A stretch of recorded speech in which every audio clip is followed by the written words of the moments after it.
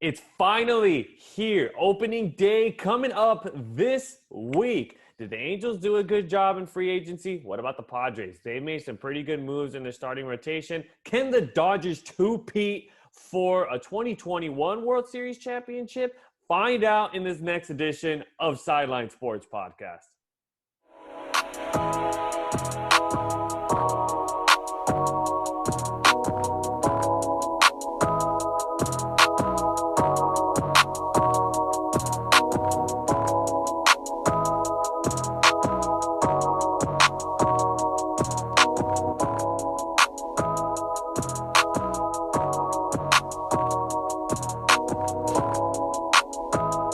Welcome to Sideline Sports Podcast. If you're not on the sideline, it's not Sideline Sports Podcast.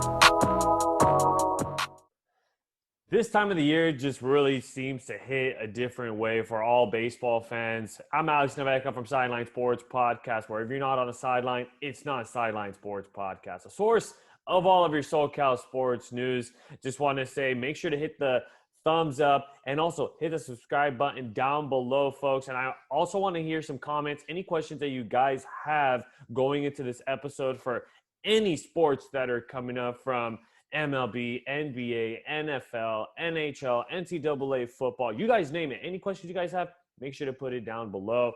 And with me today, a very familiar face, but she's coming in with a new position, everybody. She goes by MLB.com reporter. She goes by the name of Megan Garcia. She's been on the podcast before, and her phrase, "Who's invited to the carne asada?" Without further ado, Megan, thanks so much for being on the podcast again. It's always a pleasure to have you on.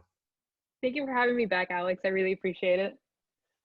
Yep, as always here. She's always talking baseball, always talking about football, but now we're going to get down to the nitty-gritty about Major League Baseball for the Angels, the Dodgers, and of course the Padres. But before we get into that action, this episode of Sideline Sports Podcast was brought to you by Manscaped, who is the best in mids below the waist grooming. Manscaped offers precision engineered tools for your family jewels. They obsess over their technology developments to provide you the best tools for your grooming experience. Manscaped is trusted by over 2 million men worldwide. We have an exclusive offer for all of our viewers, listeners, subscribers. It's 20% off plus free shipping. That's right. We're going to take away 20% from your order along with free shipping. We're going to deliver it to you for free. How do you get that? Use my promo code SIDELINE20 to get that deal going on. Make sure to use whatever grooming products you guys need. They even have cologne. They have razors, because first impressions always matter most. So without further ado, let's talk about this stuff, Megan. We've got plenty of things to talk about. Let's first talk about the Halos. Right now, it looks like they've addressed some of the needs going into this offseason. They got a new GM. They addressed some of a new catcher, some new pitchers on the mound, along with the new shortstop. Let me go ahead and let you take it away, Megan. What have been your thoughts on the free agency for the Angels? I thought they had a really good offseason. They addressed a few issues, especially with pitching. That's been something that they've needed to address for a long time already. And they have the best player on their roster with Mike Trout. And now the outfield looks pretty good, probably the best it's ever been in a while, with Dexter Fowler coming in. He is 35 years old, but it seems like he's a pretty good 35 years old, and the outfield looks pretty good. Outfield still looks pretty good, just like you said it. And if you ask me, that's an outfield loaded with speed. I still think Justin Upton can still play left. You have Mike Trout, who in any case will rob you of a base hit whenever he really feels like it, in all honesty. And Dexter Fowler is still a really good outfielder. He still tracks down fly balls, and he still does the little things right. He's a nice little on-base percentage piece. He's got a little pop on the bat, can get on. He could steal some backs for you, get some movement on the base running. I actually like that trade that they got from the St. Louis Cardinals. And plus, it buys Joe Adell a little more time in the minors to fully prepare him to be major league ready. So once Adell comes in, that means they're probably going to let Dexter Fowler go. Yeah, Joe Adele is definitely someone to keep your eyes on for maybe all of the season when he's in the minor leagues. But the Dexter Fowler trade does give him a little bit more breathing room to fully develop. We saw some of his spring training and some of what he did last year, and there were a few hiccups. He's still a little on the green side. So having this extra year where he can still develop and not have the expectations of being a top prospect weigh on him, I think it's a really good piece to have Fowler in there for the Angels. Absolutely. Now, they've also addressed a new catcher, Kurt Suzuki, and he's finally back at home, a former Cal State Fullerton native. And I'm really liking this new approach that the Angels have this offseason. Instead of giving away these big time contracts like they did to Trout, to Rendon, in previous years of CJ Wilson, of Josh Hamilton, this whole entire year have all been 1 year contracts, basically giving these guys a tryout to see, hey, is it going to work out this year? Are you really a piece for the Angels that we could keep you along? So a lot of the guys were accepting just receiving these 1 year deals. Yeah, I think the Angels are slowly starting to put a team that can dominate the AL West. It's a little hard when you have the Astros and the Athletics in your division, but I think they're slowly coming together and trying to figure out what is the best way to get into the postseason. It's probably not going to be through the AL West. It's probably going to be a wild card spot, but they're doing it piece by piece, and that's really what you can ask for. But it'd be really great to see Mike Trout in the postseason sooner rather than later. We know Mike Trout hasn't been in the postseason in quite some time. I mean, you really have to rewind it to when the Kansas City Royals were in the playoffs and they were having such a dominant team and they were just so good. And it was just a short playoff run for the Angels. But it's nice to see that the Angels were able to somewhat address their starting rotation needs. They did sign Jose Quintana, a lefty pitcher from the Chicago Cubs. He agreed to that 1 year deal and now being a part of that rotation. And then also earlier this week, the Angels got some bullpen help by signing Tony Watson and also Steve Cishek, and also acquired right-handed pitcher James Hoyt from the Marlins for some cash consideration. So they're really trying to build up that pitching depth that they need in that bullpen, because I think the Angels overall, that pitching just needs to be good. I really like the addition of Tony Watson. I feel like he's been an arm that's been overlooked for the last couple years. He did have a really rough spring with the Philadelphia Phillies this year, but that also just tends to be on par with his numbers. A lot of guys just don't do well in the spring, and for who knows what reason. But in his last 3 seasons with the San Francisco Giants, he actually had an ERA for 2 of those seasons in the 2.50 range. So he's a pretty good guy to have out of the bullpen. So I think that's a really good addition, and I'm really surprised that he was just signed maybe a couple days before opening day. So that's a really good addition. A really good steal for the Angels too. Definitely a nice bullpen piece. Another one that we didn't talk about was Alex Claudio. He got signed earlier in the free agency period, and I think that's another great piece that the Angels are definitely going to have in that bullpen. And with those collection of moves, I really think that bullpen is going to be pretty solid for the Angels. So you talked about it a little bit earlier as far as where we see the Angels. Can we really see them keep up with the A's and the Astros? Unfortunately, it's not going to be a great year for the Rangers or the Mariners. I could see the Angels, finishing up in that third place spot, but do they have a shot against the Astros or the A's? The Angels would be really lucky if they could land that second wild card spot. It's a very stacked division, and you have two really good teams in front of you. So it's pretty much expected that they'll be in third place for the AL West. Um, Again, the Angels have had sort of these high expectations before, and it's warranted because you do have the best player on your roster, and you also have Shohei Ohtani.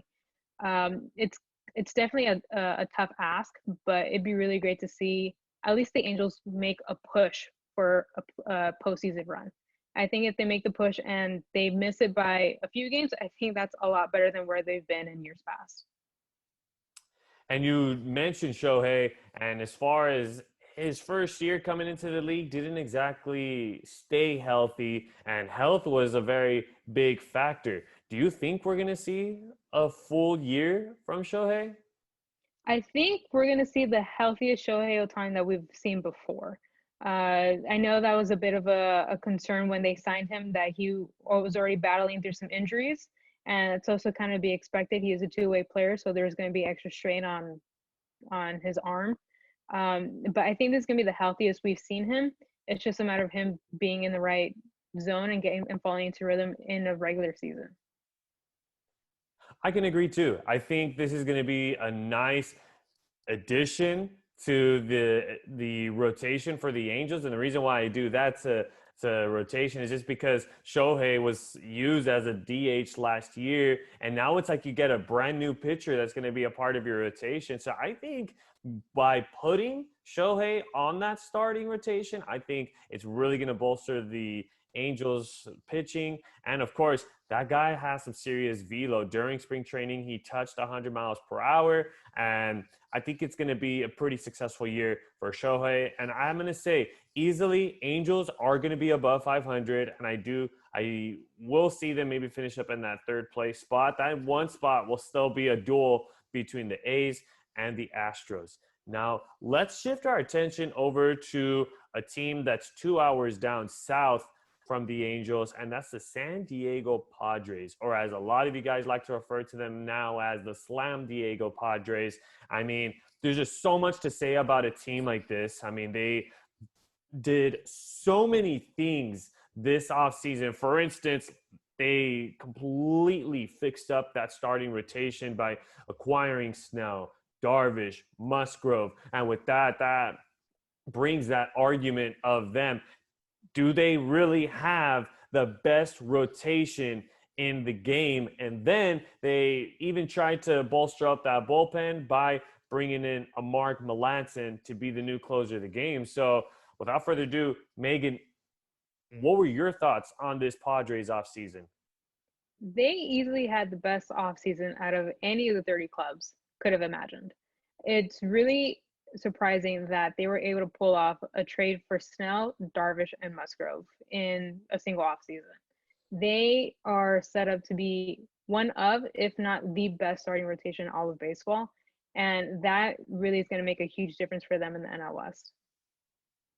It's going to be a tough competition now to really see who will be that top spot in the NL West. And we're talking about it, that trade with the Padres, getting some of the best pitchers in the game. Those are probably top 10 pitchers, all three of them in that category alone. And believe it or not, they're still saying that the Padres have one of the best farm systems. And remember, during the trade deadline, they traded for Aaron Nola, and they gave away so many pieces to that bullpen, or so many pieces, so many prospects to the Mariners, to the Indians for the Mike Clevenger deal. And they still have one of the best farm systems, which is so crazy to believe for the Padres. So not only that, but now this major league team looks so good on paper. And you know what? Even with that extension that Fernando Tatis accepted, they probably have one of the best infields in the game as well. It's really crazy that the Padres farm system did not take a hit in all of the trades that they made. The Padres are easily going to be one of the best teams for the next decade. If you have all those pieces and your future looks bright with all the prospects you have in your pipeline, this is a really scary team for the next decade. This could be like the next Dodgers that are coming up. I mean, the Dodgers do such a good job as far as the farm systems are concerned, and they have a plethora of really good prospects coming up the rankings in the minor leagues. But my next question leading up to it is, do the Padres have enough to beat the Dodgers? That is probably going to be one of the biggest question marks heading into the season, and it's probably going to stay like that for the rest of the season, because really what's in the way of the Padres running away with the West is the Dodgers, and if they're going to have a World Series hangover, that's going to be their biggest thing. But also seeing how they did in the spring, and obviously you can't take spring too seriously, the Dodgers look pretty good, and it seems like they're trying to go for a repeat. Absolutely. I think the Dodgers do have the team to be able to do it. We'll go ahead and save the Dodgers talk after the break. But I want to finish off this first half with, where do you see the Padres finishing up? It seems like a pretty obvious question, but where do you see them finishing up? Let's just say in the NL West and in all of the NL. I wouldn't be surprised if they're holding first place in the NL West for a good portion of the season.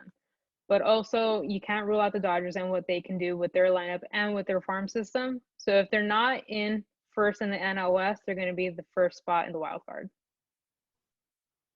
Pretty easy prediction there. I don't really see any team in the National League being able to beat the Padres. I mean, there's the Nationals, who is a team that, other than the Dodgers and the Padres, have been a pretty big NL team that has made some moves. There's always the Cardinals, who, with that Nolan Arenado trade, is going to make them a team to look out for. And that second wild card spot is going to be so interesting to watch out for this season. So just be on the lookout for the National League side of baseball. But Megan, let's take a quick break. When we come back, let's talk about the 2020 World Series champions, the Dodgers, and what kind of offseason they had, and what can we expect going into this opening day and this new season of baseball, where if you're not on the sideline, it's not Sideline Sports Podcast, a source of all of your SoCal sports news. We'll be right back. Hi, my name's Stephen Leonardi. I'm the commissioner of the Major League Baseball Fan Association, and you are watching the Sideline Sports Podcast. Welcome back to second half action of Sideline Sports Podcast. Again, I'm the host, Alex Naveja, where if you're not on the sideline, it's not Sideline Sports Podcast, a source of all of your SoCal sports news. And again, with me today is an MLB.com reporter, Megan Garcia, new position with Major League Baseball. You guys can catch all of her articles on MLB.com. Be on the lookout for that. And before we get into the second half action, make sure to go on to manscaped.com. Use my promo code Sideline20 to get yourself 20% off plus free shipping on any grooming products that you guys may need. Remember, first impressions are always the best impressions to give out. So make sure to always stay up to date with all of your grooming needs. So first half, we're talking about the Angels, some of the pitching moves that they've made, getting a new catcher, as far as the bullpen is concerned, where they're going to finish on the year. And we also talked about the San Diego Padres, how they could potentially be that team at the top of the NL West. But now let's talk about that team that may have something to say about the Padres being at the top of that division, and it's the Los Angeles Dodgers. And this has been a team that they've been that team that has been taking in everything that the Padres have done, and they didn't exactly take it. They answered with a new bullpen, getting Corey Knebel, re-signing Jimmy Nelson, signing former Dodger Brandon Morrow, and being able to bring in more guys. Blake Trinan, a piece that they re-signed as well. And just to name a few, also acquired Alex Vesia from the Marlins. Had to give away Dylan Floro to the Marlins. But a new bullpen and just a couple more moves. We'll get into that a little further. But Megan, what were your thoughts on the Dodgers free agency? It looked a little worrisome in the beginning. The moves didn't come until much later on, and while the Padres were making a move, it seemed like every hour, the Dodgers stayed quiet, and it didn't seem like they picked things up until at the very end of the offseason. And somehow, some way, they actually looked like a better team in 2021 following the World Series run in 2020. It's really remarkable what they were able to do in the last few weeks of the offseason. Absolutely. I think at first, all of us could agree that the Dodgers didn't really need much to be able to be another contender, to go deep in the playoffs, potentially even go to the World Series again. But, the game of baseball is a game of adjustments. Every team gets better. It doesn't matter who it is, but everybody seems to get better. And you can't go into an off season or go into a new season with not making any moves. And the one move that a lot of us were really worrisome about is Justin Turner coming back? Is the monster coming back? Or are we going to see him in another uniform, even though a lot of us Dodger fans knew he was going to come back? he was a big question mark during the entire offseason. And it looked for a while that it seems like he was going to go back to New York Mets, which was the team that cut him, that sent him to Los Angeles. So it looked a little worrisome right there for the Dodgers, who was going to fill in that third base spot. Obviously, they have a pretty stacked farm system that they could have picked almost anyone to fill in for Justin Turner, but was really missing with Justin Turner is the bat. You can't really replace that in a lineup. So to see that he actually dropped a lot of weight during the offseason, he probably is the best version of himself heading into the 2021 season. And he's got a new look on him. He looks a little more groomed. He's got a haircut. The red beard looks a little more fresh. It looks a little cleaner. Maybe he used that manscaped.com products. You guys don't know. You never know on that. But he was even going to consider going with the Brewers. That was a team that was said to be in on the Justin Turner sweepstakes. So it was nice to see him be back in LA. And he released quotes saying, I wasn't really going to go anywhere else. LA was always the team he was going to stay. I mean, he's already at home. Why would you move anywhere else? Because there was that fight between the Dodgers and Justin Turner. Turner wanted that 4-year deal. The Dodgers gave him the 2. At some point, he finally gave in and accepted the 2-year deal. When close to spring training time, when position players were going to be reporting, this was very close into January, February time. So just to be able to have Justin Turner back is a nice piece. And you mentioned the New York Mets, because that was another team that was in on Trevor Bauer, where the whole entire baseball world thought, oh, Bauer's going to New York, because New York was another team that was bolstering up. They made that Francisco Lindor move, and that was a team that's looking a lot better.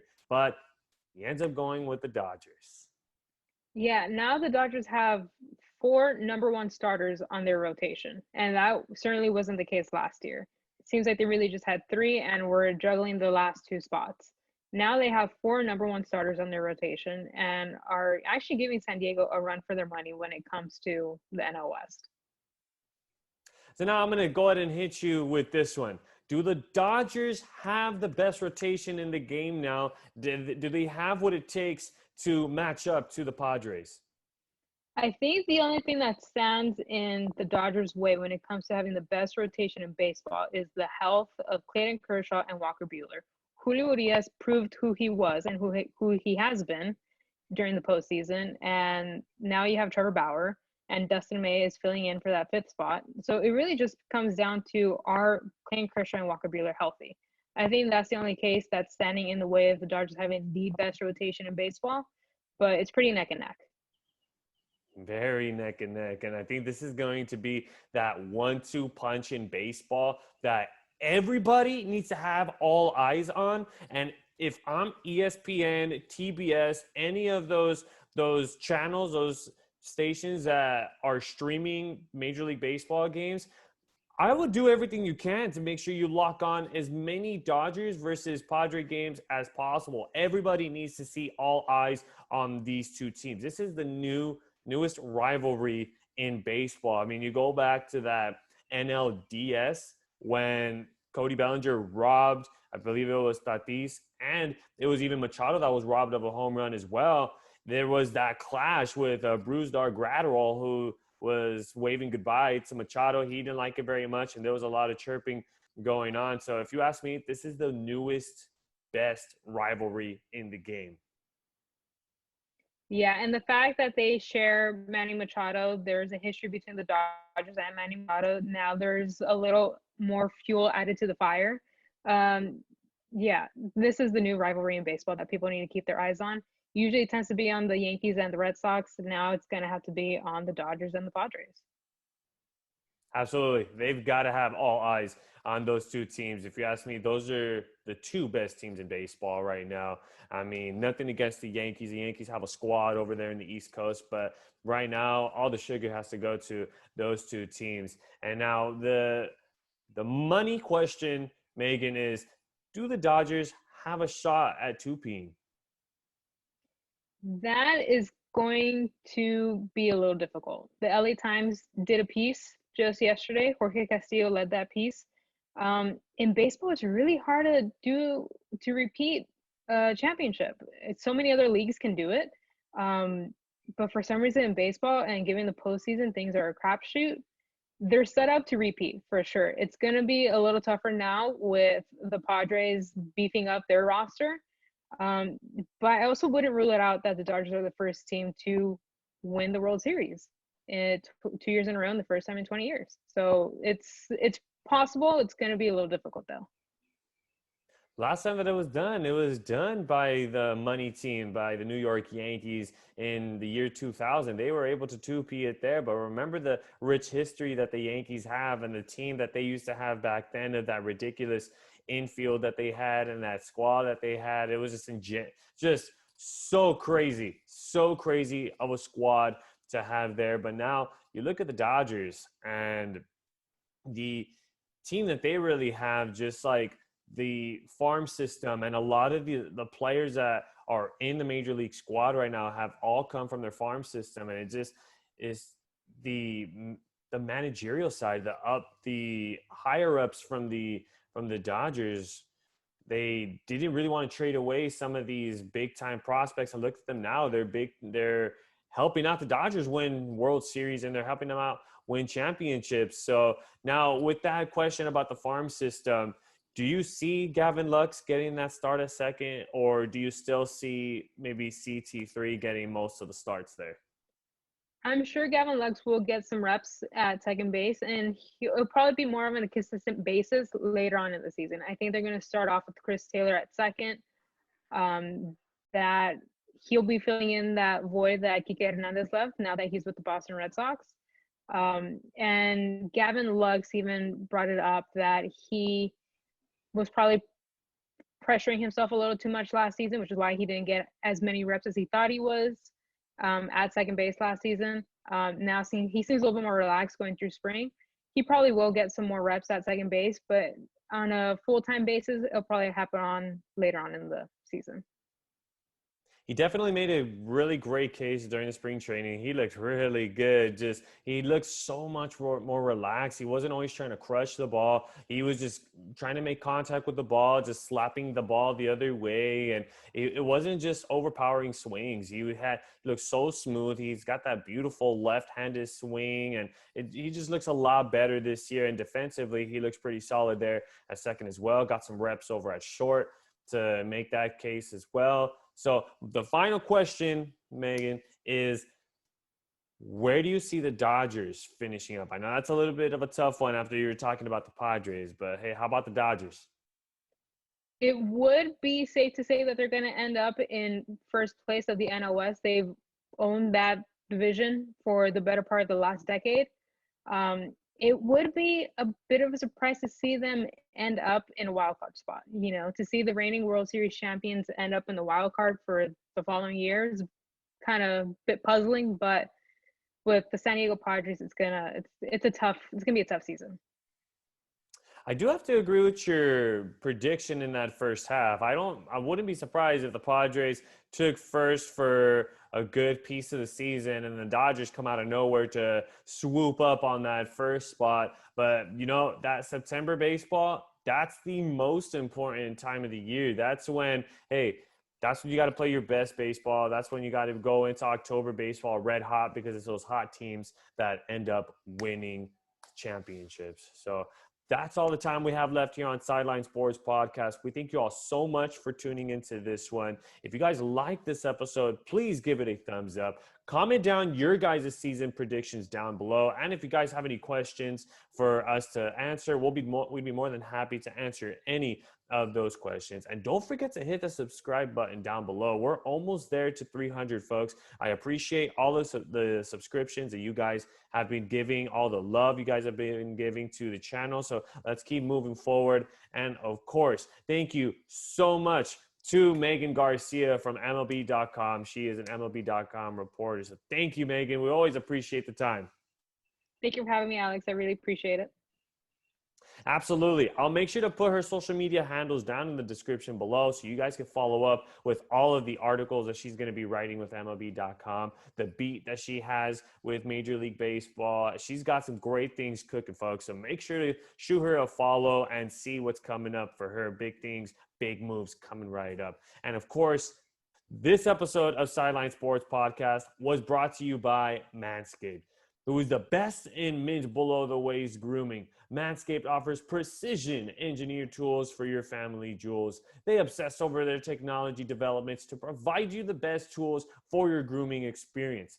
Manscaped is trusted by over 2 million men worldwide. We have an exclusive offer for all of my listeners, viewers, subscribers, 20% off plus free shipping. That's right, you get them both. Make sure to use the promo code for any of your grooming needs, folks. They got anything that you need to make sure you're looking fresh 24/7. And of course, first impressions matter the most. So I'm Alex Naveca from Sideline Sports Podcast. Once again, thank you so much for tuning into this one. We'll see you guys next week and enjoy opening day. We'll see you guys later.